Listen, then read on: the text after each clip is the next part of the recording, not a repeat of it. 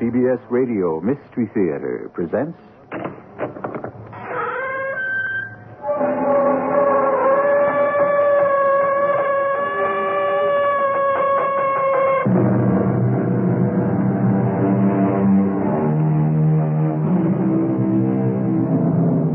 Come in. Welcome. I'm E.G. Marshall. Look not upon the wine when it is red in the cup.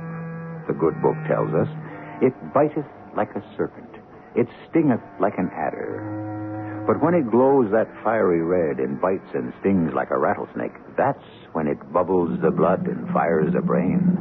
That's the time, the only time it's worth looking at. But it's hard, so hard to do the right thing. And it's such a small word, such a tiny word. It only has 2 letters. Why is it so hard to say no? I'm guilty. I say you're innocent. I wanted to kill him. That's unimportant. The gun. Yes. My fingerprints are on the gun. I still say you're innocent. Why? Because I want to believe it.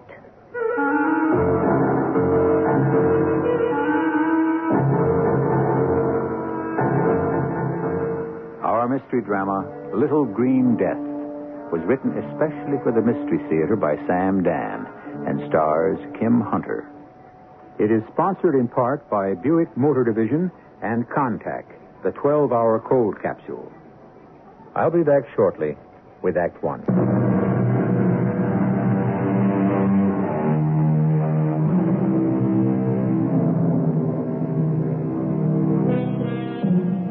At a place in Russia called Borodino, Napoleon won a battle but lost a war. Now, why should we be concerned? This is, after all, the Mystery Theater, not the History Theater. You see, at the Battle of Borodino, Napoleon was not his usual alert, brilliant self. He was tired. It was an effort to think, to act. Why? Because he had a cold. And why did he have a cold? Because his feet were wet. And why? Because his orderly was drunk the night before and had neglected to make sure that the emperor would have a pair of dry boots. And so the history of the world was changed. We don't even know that orderly's name. But let us consider some other workings of blind chance. Oh, my head. You looking at me for sympathy? Please don't shout. I'm only whispering. This time, I swear I'll stay on the wagon. Till you fall off again. Look, I got it down to once a year. Once too many. Where did you go last night? Oh, boy, do I know. Well, what did you do? Do I remember? All year, you hardly touch a drop. I know. And then one night, for some reason, for no reason you ever want to talk about, you just get blind, staggering drunk. Now, why? If I could answer that. If only I could answer that. Are you going to work today? Oh, sure. Big sale. Got to open the store early. Elmer, look, about the note. Yeah, well, that's why I thought we'd have the sale. Raise cash quickly. Did you talk to Bob Kirtland? Well, yeah. About an extension? You know Bob Kirtland. He said no. But don't worry. I'll have the cash for him by next week. Sure, by giving away all the stock in the store. It won't be that bad. It'll be worse. We needed the extension, Elmer, so we could work off the debt and still have some equity. I went to see Kirtland at his country house. I told him if he didn't give me an extension, it'd mean I'd probably have to go out of business. You know what he said? Mm-mm. He said in the long run, he'd be doing me a favor. He what? He said I wasn't cut out for business. The sooner I realized it, the better. Okay, it's been a bad year, Elmer. It's not your fault. Well, I told him. He just said it hadn't been a bad year for him. Just for fellows who didn't know what they were doing. So how did you leave it? How did I leave it? Well, he may have said no, but is there any possibility that he might change his mind? I don't think so. Would it help if I asked him? I don't think so. Well, Bob Kirtland is a man who's completely devoid of sentiment. Oh, don't say that. And furthermore, he has it in for me personally. Now, that's where you're wrong. Bob Kirtland never gets personal about business. Yeah, well, I think that's changed. What do you mean? I got a little personal about Bob Kirtland last night. Elmer. I couldn't help it. I saw all those years of hard work and every dollar we have in the world going down the drain, and what? Well, I guess I told him off. Oh. I called him a vulture. A vulture? Then I stopped off at Sid's and had a drink. Mm-hmm. And then another drink. I see. That's all I remember. Really, I'm sorry, Lucy. I'm really, really sorry. All right. Well, you are going to pick up the phone and call Bob Kirtland, and you are going to apologize. Now, wait just a minute. It has to be done. Not after what I said to him. Especially after what you said to him. I've got my pride. Yeah, pride is an extravagance you can't afford. That's what he wants to do, make me crawl. He is a meticulous man. The floor is clean in his house. I won't do it. I'll dial his number. Oh, now, what do you suppose that is at this hour of the morning? Well, don't stand there, Elmer. Open it. Good morning. Sheriff. Oh, it's you, Sheriff. Yeah, I'm afraid it's me. Well, that doesn't sound so good. Well, come on in anyhow. We see you once a year. Each time after Elmer's had his little evening. You were here last, let's see, yes, it'll be a year next month. Elmer went swimming in the town hall fountain. You want a cup of coffee, Sheriff? Well, I do, but I don't know if I should. I come here to place Elmer under arrest. Huh? Well, what for? Did I do something crazy last night? I'm afraid you did. What did he do, Sheriff?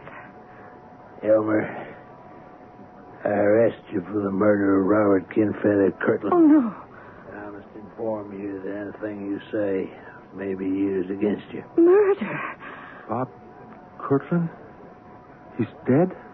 Yeah, last night. But why do you say that Elmer did it? Elmer was there. But that's right. I was. Elmer, did you? I don't know. We found the gun. Elmer's never fired a gun in his life. Well, Elmer wouldn't know how. He wouldn't even own a gun. He dislikes guns. Everybody knows that. Now, that may be true, but he fired one at Bob Kirtland last night. How can you say that? His fingerprints are on it. Well, how could he... I'm sorry. Elmer. I don't know. Well, all right. Bob had Elmer in a very tight squeeze. No, the whole town knows and, that. Elmer went to visit him last night to see if they could make some kind of a financial arrangement. Do you understand, Sheriff? Yeah, it's clear. And Bob Kirtland, being Bob Kirtland, I mean no disrespect to the dead, but, well, Bob Kirtland was the meanest, stingiest, most vindictive Yeah, man. I've heard that said. Well, and one word led to another. Elmer became so angry, so desperate. You see, he faces the loss of everything. Do you realize that? Yes. And so he lost his temper, and in a fit of rage, he killed Bob Kirtland. It's murder, yes, but you see, it's not cold-blooded, premeditated murder. Oh, it's not justified. Murder is never justified, but it is understandable, and the jury will have to take that into consideration. The jury also has to take something else into consideration, Lucy. Well, what's that? The fact that he had a gun. A gun? A fit of rage, all very well, Lucy. But why did he bring the gun unless he meant to use it? Elmer? I don't know, Sheriff. I just don't know.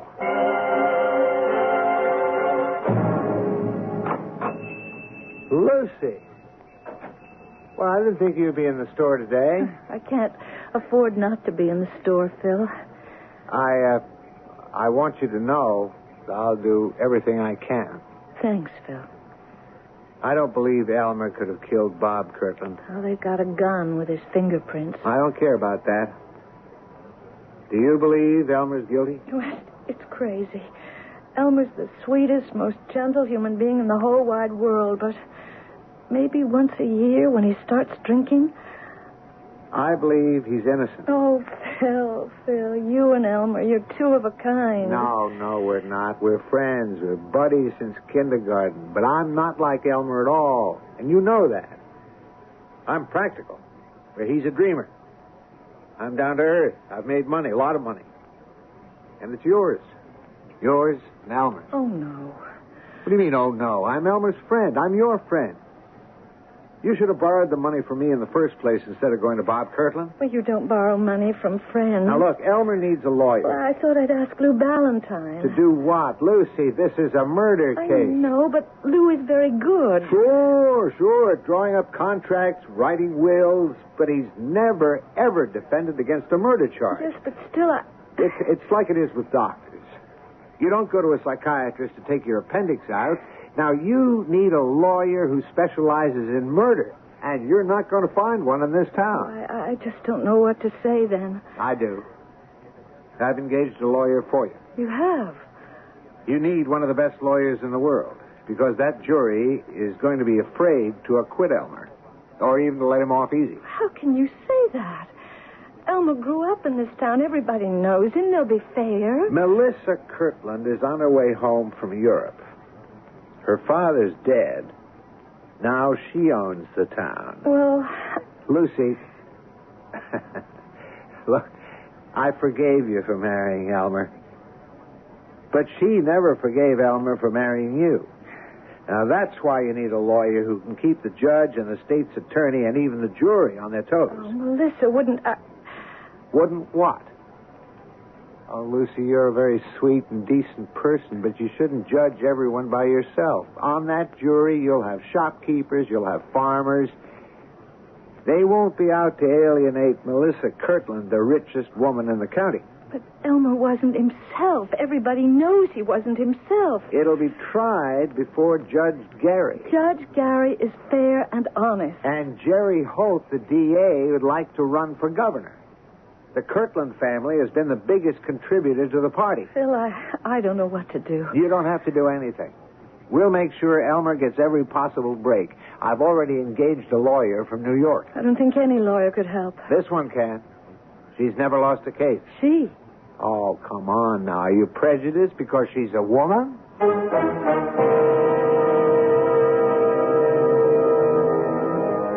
Interesting question. When a man faces trial for his life, no one can be closer to him than his attorney. And if the lawyer happens to be a woman, can his wife ever really feel completely at ease? Especially if he's acquitted. It means that the most important thing in his life will have been done for him by another woman. I just bring this up as a bonus. I'll return shortly with Act 2.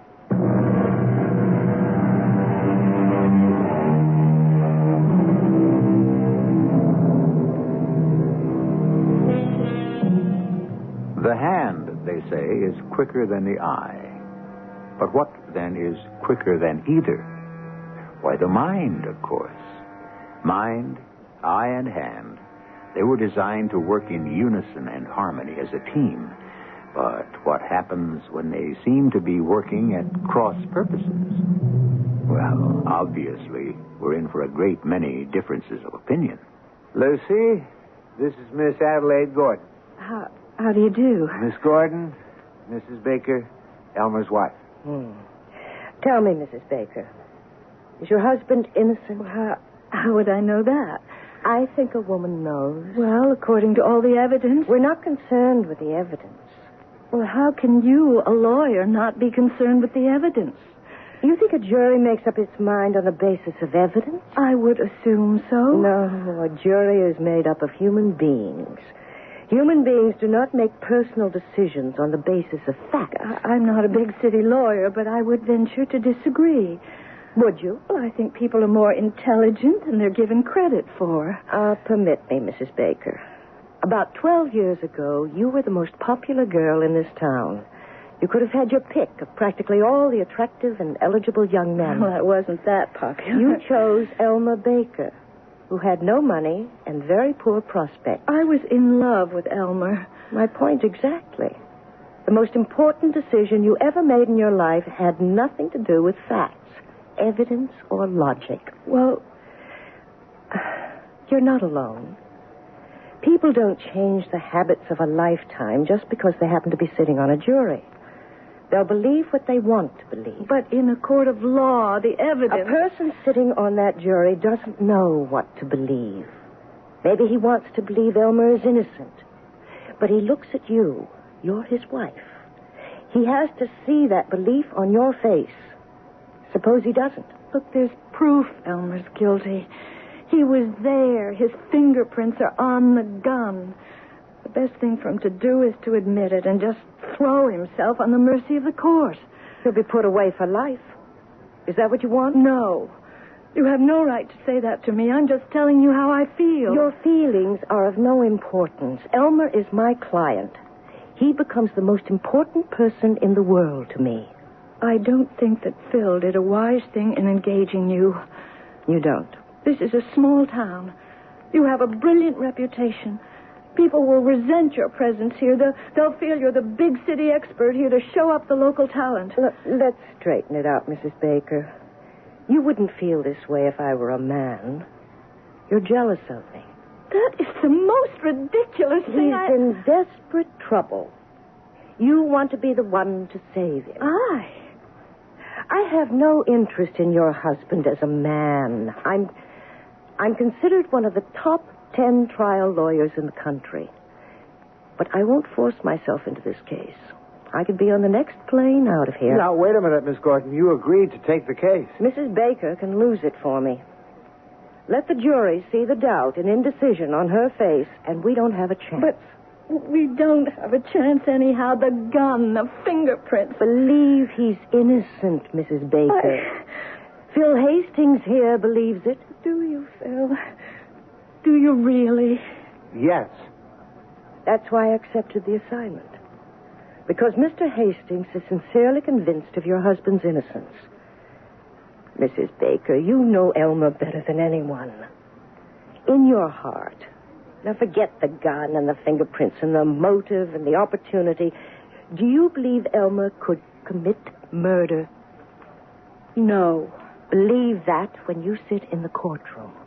If Bob Kirtland put the squeeze on many people in this town, there could be others with a motive to kill him. Is that true, Mr. Hastings? Oh, yes. Let's see if we could trace Elmer's movements. He left home at about what time, Mrs. Baker? Oh, just about 4. And he headed out toward the Kirtland place. How long would it take him to get there? About half an hour. No one was at the house except Mr. Kirtland. Now, the next thing we hear about Elmer comes from you, Mr. Hastings. Yes. About 11:30, I got a call from Sid Bellows. He owns a bar. He said I ought to come down and keep an eye on Elmer. I went down there. Elmer was pretty far gone. I couldn't reason with him in that state, so I stayed with him till he passed out. Then I took him home. What time was that? What time was that, Lucy? Midnight? Mm-hmm. Midnight, exactly. I know, because there was a show on the air that had just gone off. And then what? I managed to get him to bed. He slept through the night till 7 in the morning when he had to get up to go to work. He left the house at 4 in the afternoon. At 4:30, he arrived at the Kirtland house. Well, what time did he show up at the tavern? A little after 5. Sid will confirm that. How long would it take to get from the Kirtland house to Sid's tavern? Maybe a half hour. And he only spent a few minutes with Bob Kirtland. The coroner places the time of death somewhere around 4:30. Oh, I don't know. It just gets worse and worse. Look, no matter how bad it sounds, Lucy, you just keep believing. I'll try.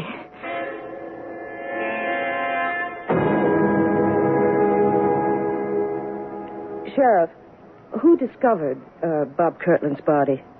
Bill Howley. She comes in mornings, does cleaning. She got there 8 o'clock. front door was open. And she kicked something with her foot. She looked down. It was a revolver. A .32 caliber revolver that fired the bullet that killed Bob Kirtland. That's been established by ballistical tests. Did she pick it up? She was about to. Then she noticed Bob Kirtland lying on the floor, dead. She didn't touch nothing. She's seen too many murder shows. And this is the gun that's supposed to have Elmer Baker's fingerprints on it. Now, I appreciate the fact that a lawyer has to put it that way, ma'am, but it wasn't supposed to have. It did have Elmer's prints on it. How did you find that out so quickly? Well, we knew Elmer'd gone to see him, so we just did a routine check. We got his prints at the city hall, Elmer's volunteer fireman. I must say, ma'am, I never seen a murder case where there's so much evidence against a man. How many murder cases have you seen, Sheriff? Ma'am, I must admit, there you got me. I would like to see Elmer now, please. I've heard of you. You mean you're going to defend me? Yes. But you must cost a fortune. I don't come cheaply. Well, I could never afford to pay you. My fee is being taken care of. By whom? You have a good friend. Phil. I won't let him. He's already done it. Let's talk about important things. You, for instance. I understand you go out and get roaring drunk once a year. Why? I don't know. Yes, you do. I guess because I'm a failure. In other words, you feel sorry for yourself. That's right. I wanted to be a writer. What stopped you? I'm just not good enough. And you can't accept it. I opened a bookshop. I like to be surrounded by great writing. Well, that should make you happy. I'm a bad businessman. The only books I sell are those I like to read myself. Consequently... Your selection is limited. Yes. Well, things turned bad financially. I had to borrow money from Bob Kirtland. I couldn't pay it back on time. So you went to see him to ask for an extension. Yes, that's right. How did it turn out? Bad. Well, I knew it would be bad before I even got there. How? You believe in signs, omens? It depends. I have this new car. You were tight for money and you bought a new car? Well, what could we do? The old one collapsed. You can't live without a car in this town? Go ahead. Kirtland's place is across the Mule River. Yes. You've got to go over the new bridge to get there. Big steel suspension bridge. I don't even know why I bother telling you this. I mean, it's stupid. You never know. Well, they were painting it. They had a crew spraying this green paint on the bridge. Those fellas are supposed to be careful, but I got some paint on the grill of the car.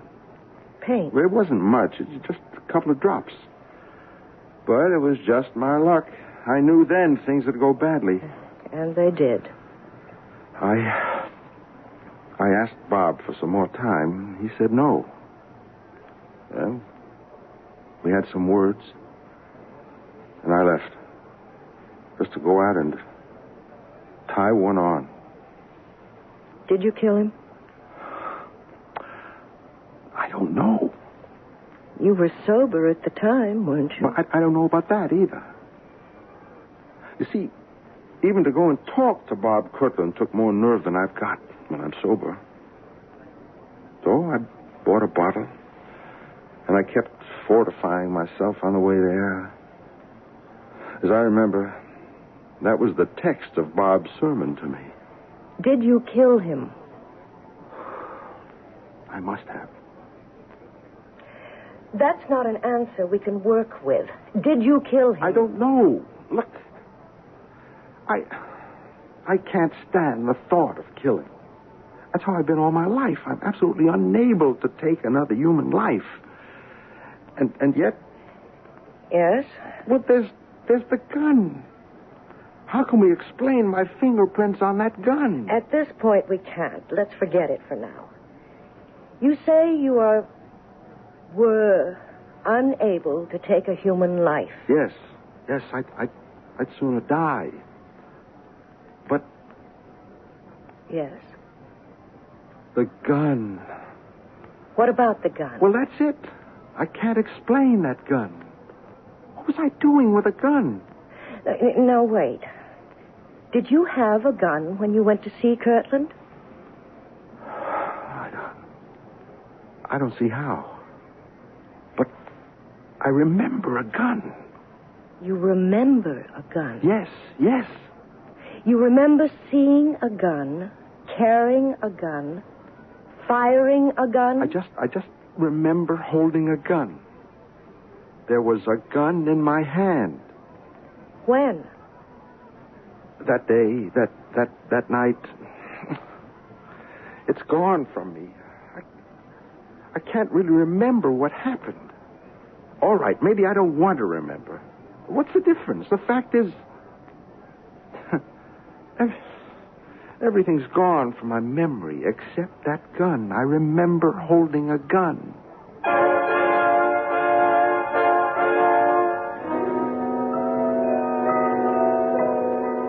Slowly but surely, it's coming out. He remembers holding a gun. How would you like to be his lawyer? Miss Adelaide Gordon is supposed to be among the 10 best in the country. She's never lost a murder case. How would you bet now? Well, don't risk your money. You'll get the answer in Act 3.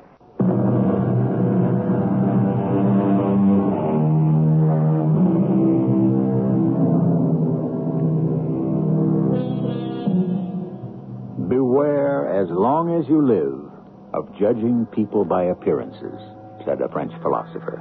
And so, if we must forbear to judge people, how much more vital is it to withhold our judgment of things? Give a man a strong motive to commit murder. Have him present at the scene of the crime. Find his fingerprints on the murder weapon. And now ask yourself this question. Would you rather be the attorney for the defense or the prosecution? You remember a gun? Yes, I remember a gun. A revolver.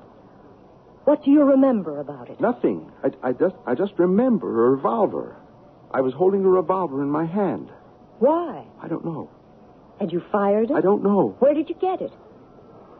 I don't like to keep saying I don't know.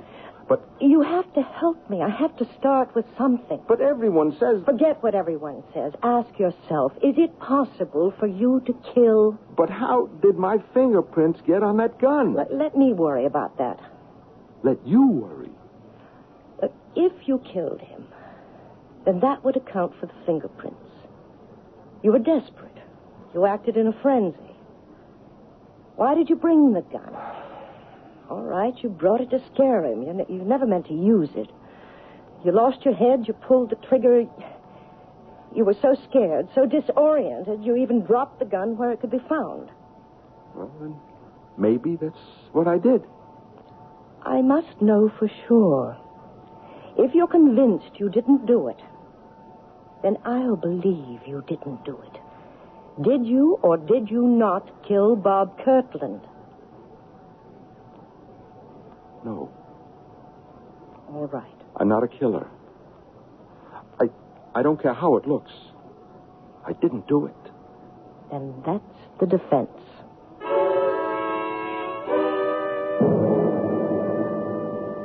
Phil, we have to talk to her. I'm frightened. She isn't doing anything. Well, maybe it looks that way, but you don't... But what? Look, she's supposed to be this big, high-powered lawyer, but she just sits there and nothing happens.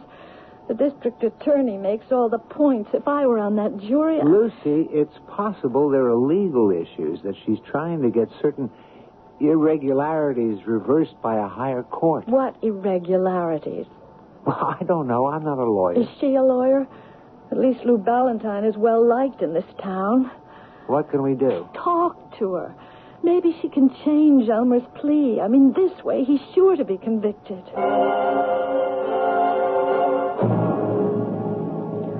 I'm sorry. You're dissatisfied, Mrs. Baker. I don't know what to say. It's obvious we're losing this case.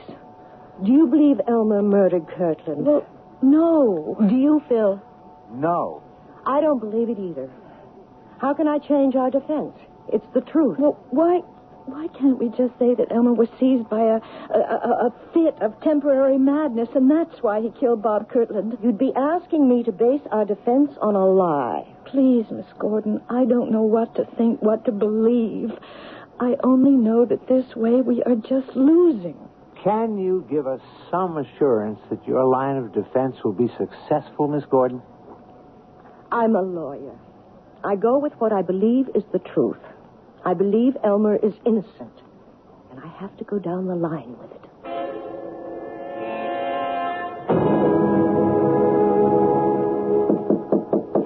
Come in. Oh, well, good evening, Miss Gordon. Mind if I ask you a few questions, Sheriff? No, have a seat. Thank you. Case isn't going too well, is it? Between you and me, it could be better. Off the record. Why'd you take it? I was impressed by Phil Hastings. He's absolutely convinced of Elmer's innocence. And despite the way Lucy talks, so is she. And when you look into Elmer's eyes, you know he's not a killer. None of that seems to be going over with the jury. Well, this jury's different. That's the truth. They can't afford to acquit against the evidence. I know about Melissa Kirtland and her influence. And she hates Elmer. That's understandable. She thinks he killed her father. No. She hated her father. Just 12 years ago, she was crazy about Elmer. That's funny. Richest girl in town falling for the poorest boy. She made no secret of it. She was out to get him. But he turned her down. And she never did forgive him. He could have married Melissa Kirtland. And instead, he married Lucy. Lucy was going steady. Well, we thought it was steady with Phil Hastings. Phil took it hard. He got into a pretty bad fist fight. I know, I had to break it up. I guess Phil's more of a man than most folks ever give him credit for. He made up with Elmer. They're the best of friends. I see. He must have gone into hock to hire you, even though he knew it had to be for a lost cause. Why do you say it's a lost cause? Well, you're just the wrong lawyer. Well, now, no offense, now, nothing personal. It's just the way it is.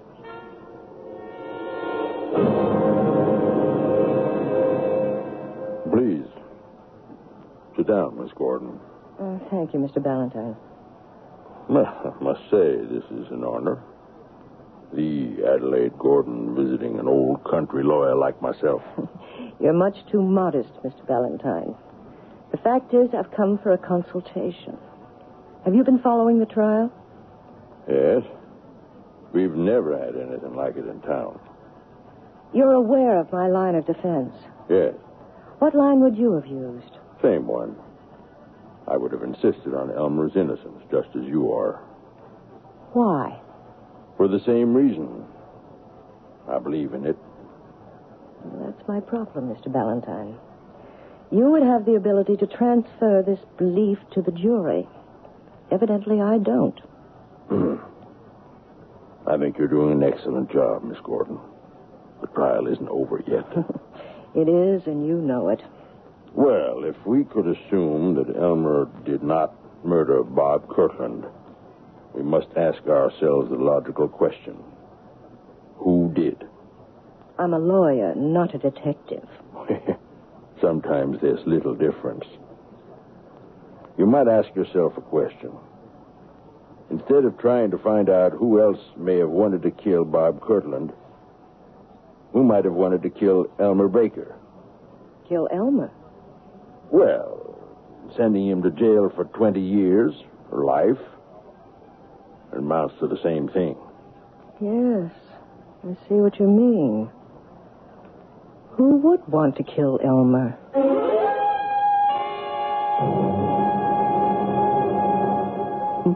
Nobody. I mean, I don't have any enemies. Think. Who? You never got into a fight with anyone? No, never. Well, that doesn't square with what the sheriff told me. He said you and Phil Hastings had a terrible brawl when you took Lucy away from him. That doesn't count. Why not? Phil and I, we were best friends before I married Lucy. And even though we had that very brief flare-up, we've remained best friends ever since. Go back to the day of the murder. Oh, again? Did Phil know you were going to see Bob? Yes, he disapproved. He said he'd lend me the money to pay part of the note. And you didn't take it? I like Phil too much to borrow money from him. You left the store and went to see Kirtland. You drove all the way out there, and you had to cross the what bridge? The Mule River, big suspension bridge. And they were painting it. Yes, that's what lit the fuse. I got this paint spattered on my grill. Then you had your interview with Bob Kirtland. And from there on, your mind is a blank. Yes. But maybe I did kill him. Look, you get to be 40, you're headed nowhere. You don't have the ability or the guts to do what you really want. Look, don't even start that line of thought. Right now, we can't afford it. Your Honor, the defense calls Mr. Peter Garrick. Mr. Garrick, on the afternoon of the 25th, where were you? I was on the Mule River Bridge. What were you doing there? I was there with my crew. We were painting the bridge. Painting the bridge. Well, we were spraying on the first coat. You know what I mean? The green coat. Uh-huh. You were there from when to when? Well, we start in the morning after the rush at 10 o'clock, and we usually quit 4:30 before the night rush. You were spraying this paint, you say. Cars driving past, they could have caught some of it. Yeah, maybe a couple of drops. We keep a bucket of turpentine and rags at the end of the bridge and a sign that says, use this to remove any paint that may accidentally... I know. And you stopped at 4:30. Yes, ma'am. On the head. If it pleases the court, it is our contention that Elmer Baker is innocent. However, this leaves a question. If Elmer Baker did not murder Robert Kirtland, who did? At approximately 4:30 that afternoon, someone fired the fatal bullet into Mr. Kirtland's body. But who? It is my contention, and I intend to prove, that Elmer Baker is the victim of a plot, a carefully designed and brilliantly executed scheme that almost worked. The defense calls Mr. Philip Hastings. Me? Yes, Mr. Hastings, you. Mr. Hastings, can you account for your movements on the day of the 25th? Well, do I have to? Yes, Mr. Hastings, you have to. I left my apartment after breakfast. I went to my office, which is just down the street from here. I was busy all day. I even had lunch sent in. And then I worked late, and I went home. I brought some work with me. And then at 11, I got a call from Sid Jenkins of Sid's Bar and Grill. He said Elmer was getting a bit hard to handle. So I went there, and I calmed him down and took him home. At no time, then, during the 25th, did you visit the home of Mr. Bob Kirtland? Why would I want to? Please answer. Of course not. Then, on the 25th, you had no occasion to cross the Mule River Bridge. Certainly not. I say you did. What? I say you killed Bob Kirtland. What? Chancellor, are you charging Mr. Hastings with murder? I am, Your Honor. On what evidence? Some years ago, Elmer Baker took Lucy away from Phil Hastings. And that's why Mr. Hastings murdered Bob Kirtland? Yes, Your Honor, to make it look as if Elmer did it. Phil never forgave Elmer. He bided his time. Oh, that's a lie. I would appreciate some facts, Counselor. Phil Hastings saw a sudden opportunity to be rid of Elmer Baker. With Elmer in jail and out of Lucy's life, Phil could once again woo her and this time win her. But he had to maintain the appearance of great friendship.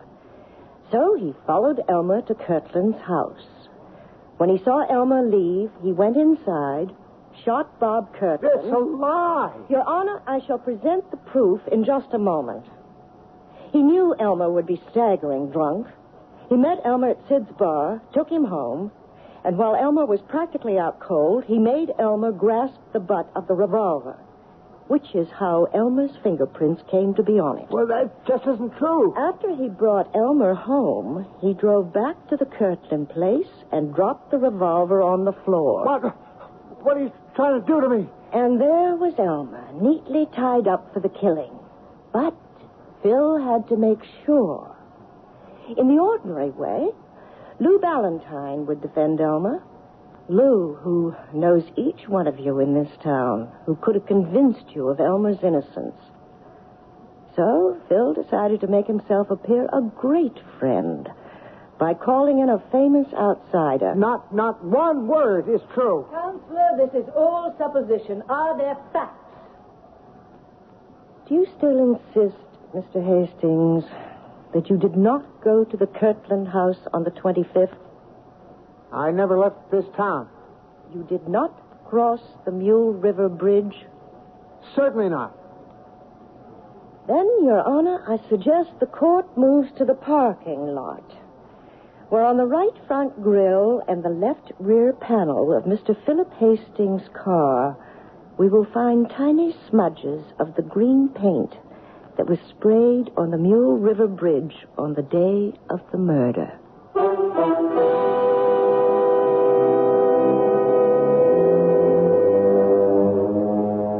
And they did. They found the tiny incriminating stains of paint exactly where she said they would. You've heard the saying, for want of a nail. Well, here Philip Hastings might lament, for the want of a few drops of turpentine. I shall return shortly. The 1977 Buick Regal. It comes with Buick's terrific V6 engine. It carries 6 people and lots of Buick comfort. It's lean, it's maneuverable in city traffic. It's the most luxurious mid-sized car Buick builds. Yeah, this new Regal is pretty much everything a car should be, except for one thing. It isn't yours yet, but it can be. Just see your Buick dealer for a test drive soon. Just about everyone.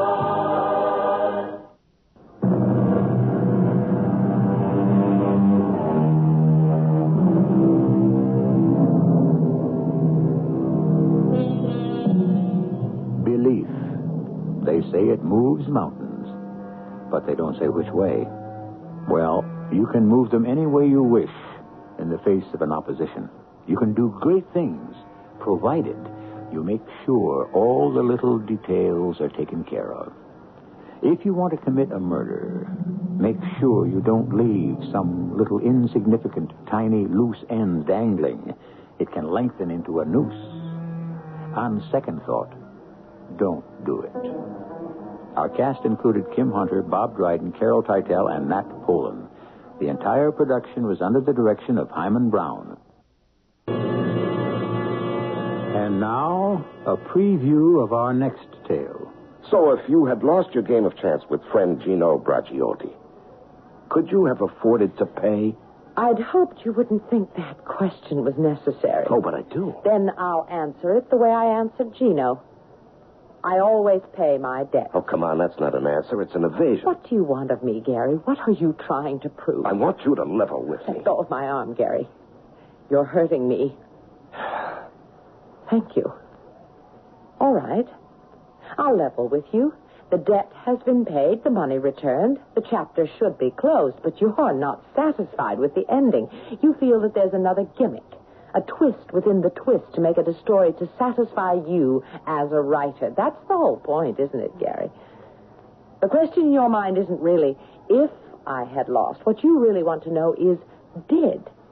Isn't that your question, Gary? This is E.G. Marshall inviting you to return to our Mystery Theater for another adventure in the macabre. Until next time, pleasant dreams.